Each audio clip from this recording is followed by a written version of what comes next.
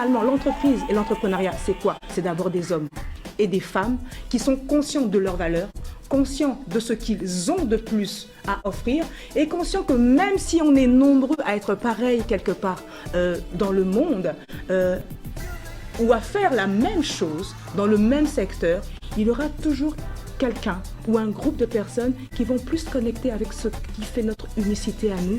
Parce que quelque part, il y a toujours quelqu'un qui nous ressemble un peu et qui a besoin, non pas juste d'un apporteur de services, ou d'un apporteur de solutions, ou d'un apporteur de produits qu'il pourrait trouver ailleurs, mais surtout de quelqu'un qui connecte aussi avec ses valeurs. Je reçois aujourd'hui Delali Apedo-Ama, fondatrice de Edge Business Development. Vous faites énormément de séminaires gratuits en ligne.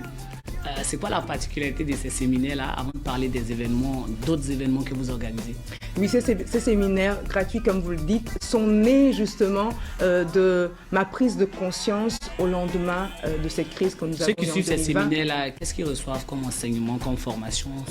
Le but, c'est véritablement de les sensibiliser à tous les moyens d'utiliser en fait la business finance, donc les finances d'entreprise, comme outil de déploiement, de développement de leur entreprise.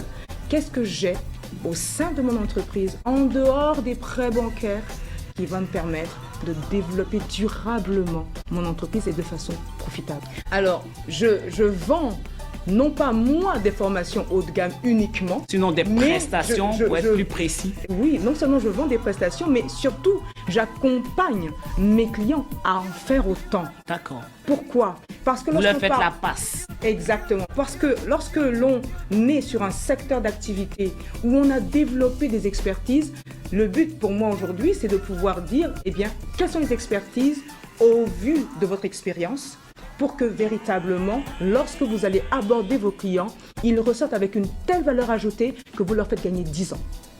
D'autres événements en vue que vous organisez? Ah oui, très bientôt d'ailleurs, et qui va être bientôt affiché là sur le bas de cette émission, où on va montrer aux acteurs économiques, tant étrangers que français et résidents, on va dire, en France, les différents moyens de pouvoir utiliser les subventions dans le secteur de la formation professionnelle comme levier commercial. Voilà vraiment ce qu'on va pouvoir faire parce que les gens pensent que c'est un environnement plutôt sectaire. Non, c'est vrai que c'est très complexe, c'est vrai que c'est difficile d'accès, mais aujourd'hui, on est en pleine monture de compétitivité et la France veut bien accueillir également les bons éléments, les meilleurs même, et les encourager à investir en leur apportant un levier en termes de subventions. Vous attendez qui à cet événement-là?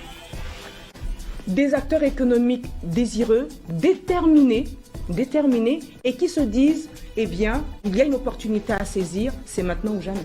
Ton mot de fin, ce serait quoi? Mon mot de fin, c'est 1, ne perdez pas courage pour tous ceux qui sont déterminés à avancer sur le chemin de l'entrepreneuriat.